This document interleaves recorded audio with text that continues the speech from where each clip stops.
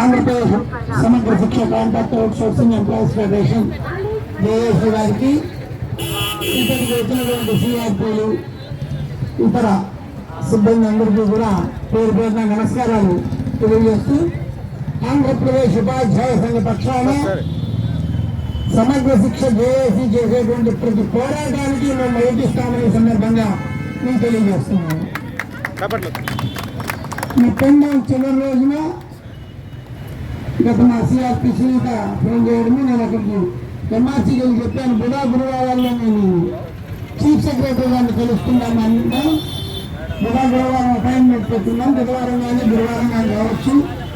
దానికి సంబంధించినటువంటి demands note నాకు ఇచ్చినట్లయితే దాన్ని ప్రింట్ తీసుకొని నేను లెటర్ పెట్టి సిఎస్ గారికి తెలియజేస్తానని చెప్పాను. దగ్గర 10-12 విన్నపాలు ఉపాధ్యాయులకి ఇతరం అన్నీ పెడితే సమగ్ర శిక్ష వాళ్ళకి ఇవ్వని జీతాల విషయం మాత్రం చాలా సీరియస్ వ్యవహారంగా భావించారు ముఖ్య కార్యదర్శి చీఫ్ సెక్రటరీ గారు. 4 నెలల్లో 2 నెలల జీతాలు ఇవ్వమండి.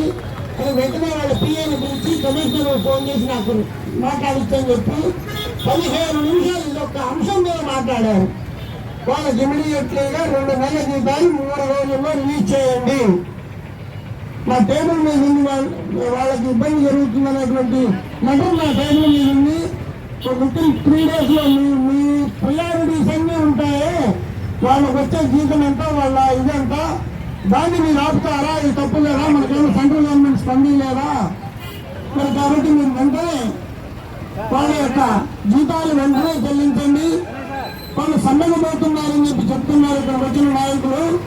వాళ్ళు సమ్మెకు పోకుండా మీరు ఆపండి, పిలిచి మాట్లాడి వాళ్ళకు న్యాయబద్ధంగా చేయాల్సి చేద్దాం. తప్పకుండా వాళ్ళ యొక్క సమస్యలను పరిశీలిద్దాం.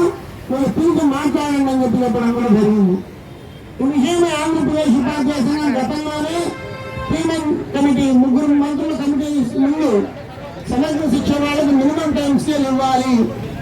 అప్పుడు కూడా ఒక సిఆర్ ఒక ఎంఐఎస్ కోఆర్డినేటర్ నన్ను అడిగితే నేను ఇప్పుడు డాటా సునీత అసలు మీకు అందిస్తున్నారమ్మా ఏంటి ఎట్లా ఏంటంటే ఎన్ని డాటా తీసుకొని అప్పుడు పెడితే మేము పరిశీలిస్తామని కొత్త సత్యనారాయణ గారు కూడా చెప్పడం జరిగింది. అదే విషయాన్ని వారం రోజుల నాడు వారు ఇటీవల ఆపరేషన్ వచ్చి పరిమర్శించేటప్పుడు కూడా చెప్పారు.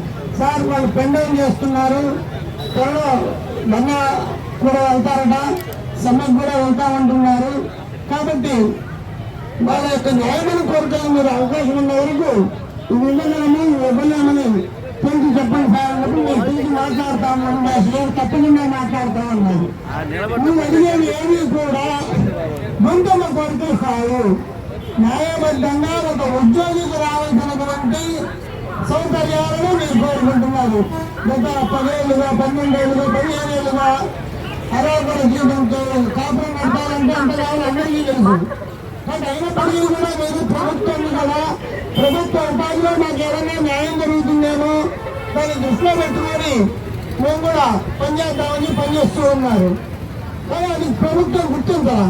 ఇప్పటికైనా కూడా ప్రభుత్వం గుర్తించి మీకేవైతే డిమాండ్లు ఉన్నాయో వాటిలో సహేతుకమైనటువంటి ప్రభుత్వానికి అవకాశం ఉన్నాయన్నీ కూడా పూర్తి స్థాయిలో చేయాలని, ముఖ్యంగా రెగ్యులర్ ఎంప్లాయీస్ గా మిమ్మల్ని ట్రీట్ చేయాలని, అలాగే ఉద్యోగ భద్రత కల్పించి 62 సంవత్సరాల పదవి విరమణ వయసు మీకు కూడా వర్తింపజేయాలని ఈ డిమాండ్ అన్నింటినీ కూడా నిన్న సీఎస్ గారి ముందు పెట్టాం.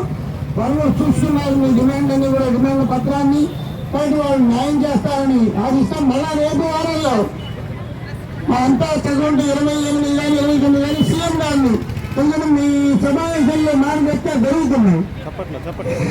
28, 29 తేదీల్లో సీఎం గారిని కలవడానికి ప్లాన్ చేస్తున్నాం.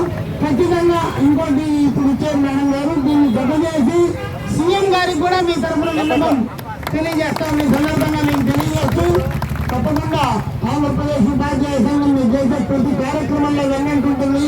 మీరు మా వాళ్ళు తెలియజేయండి. నేను పిలిపించాను. రాష్ట్రం 26 జిల్లాల్లో కూడా మా వాళ్ళు పాల్గొంటున్నారు. ఈరోజు ప్రతి జిల్లాలో కూడా శిబిరాన్ని సందర్శించి వాళ్ళకు నైతిక మద్దతు తెలియజేయమని చెప్పి తెలిపాను. ప్రతి జిల్లా నుంచి కూడా మా గ్రూప్స్ లో ఫోటోలు వస్తున్నాయి.